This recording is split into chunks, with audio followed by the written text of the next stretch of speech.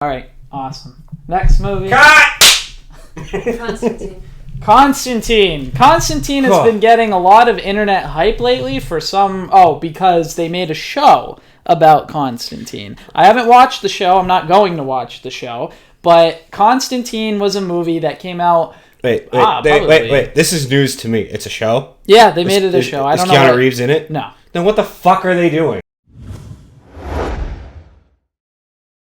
It's the same bullshit they're doing with all the superheroes. They're like having unknown actors. Because it's a recognizable name. Let's make an Avengers show. Are the Avengers in it? No. Yeah, the Agents of S.H.I.E.L.D. Yeah, good fucking show. But why do I want to watch the guy who's like, oh, I'm going to write this report about how Thor's saving the world somewhere off screen. Because I can't save the world. I drive a Prius. Constantine came out about, I don't know, probably 10 years ago at this point. Yeah. And it was pretty well liked. I mean, people thought it was weird because it's based on the book Hellraiser, or the source material Hellraiser. And Hellraiser introduces you to Constantine. The Constantine in Hellraiser is nothing like Keanu Reeves. And a lot of people, as always, were all pissed off because the movie didn't exactly follow the book, and people who read the book are like, oh my god, they're ruining Constantine. God forbid someone changes stories around a little bit. I think we should take a moment. Rest in peace, Keanu Reeves. We miss you. What are you talking about? Well, he died of cancer, didn't he? I mean, did you see what he smoked in that movie? I mean... nobody could film that movie smoking that much. He's back as John Wick, and if you haven't seen John Wick, that movie is fucking awesome. I have not. If you have HBO, go. I do. Watch. It's still there. John Wick. Watch that shit. It's free. Watch it. Right. It's fucking great. Anyways. You heard it. It's free. Constantine, if you have HBO, which is like $40 a month. It's worth it. Constantine was a very dark movie, a very well-paced movie. It had a lot of very good supporting actors in it. Keanu Reeves, I think, is very underrated as a leading man. He is. He's not as bad of an actor as people say he is. He can carry a film. He's likable. I mean, I really enjoyed Constantine. If you didn't like Bill and Ted's Excellent Adventure, then fuck you. That was an exceptional piece of art. Art! Is this like The Matrix? Dude, I would like you to like totally meet from ancient Greece, Socrates. But,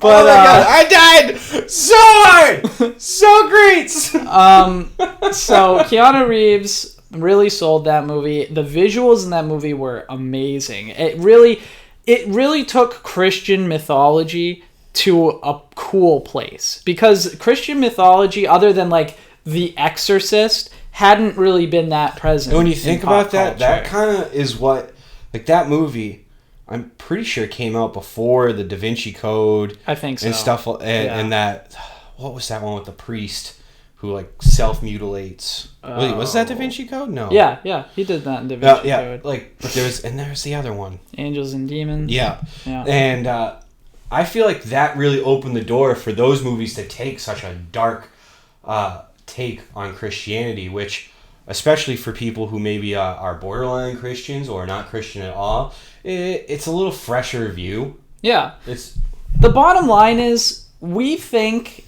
we're a very Christian society, and it's hard for a lot of people to watch a movie like The Exorcist or Constantine if they're deeply, deeply religious. But, most people aren't deeply super religious, and they can actually have some fun with the mythology.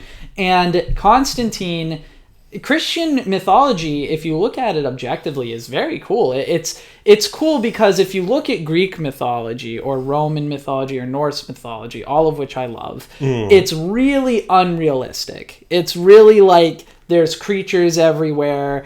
Man lives beside the gods. It's very, very fantastical. Christian mythology is cool because everything exists, but it's not front and center and present in the mind of humans. And Constantine really showed us how you can incorporate that into the real world, because he's showing Angela, the detective, I believe that was her name. Yes. He's showing her that this whole bigger world of mythology exists, And that's very cool when you compare it to a movie like Clash of the Titans, which is just, ridiculous creatures all over the place. On top of that, even that movie, like you were saying earlier, like visually was impressive. Because when you think about when that movie comes out, it was like, what, 2005, 2006-ish? Yeah.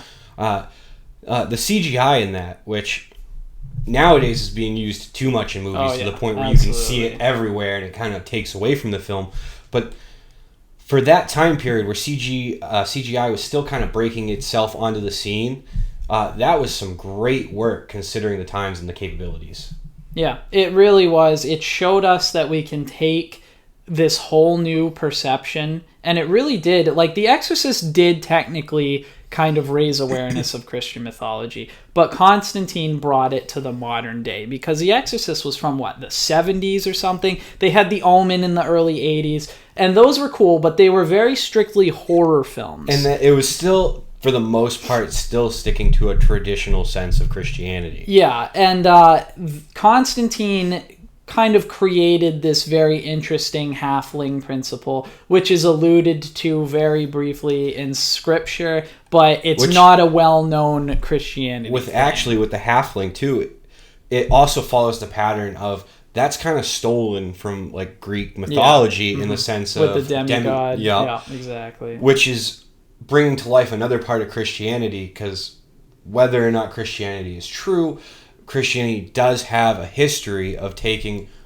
other stories from other religions and rewriting them in a Christian fashion. And making it more realistic or less present in people's minds. Or at least in, I know a lot of, like, Beowulf. Beowulf, there are tons of scripts from, like, the 1200s or something like that, where priests heard that story from its original land in, like, Germany somewhere. Yeah. And they actually rewrote it with a god overtone that wasn't originally there. Very true. And, just to bring it back to a more production standpoint, it was just very interesting to watch. And the way in which it ended, it seems like it was intended to have a sequel. Like, the devil takes the smoke out of his lungs somehow, takes the cancer out of his lungs, and now he's going to be, you will live, you will live. The whole first movie is based on this plot of the devil's son, so maybe the next movie could be the devil.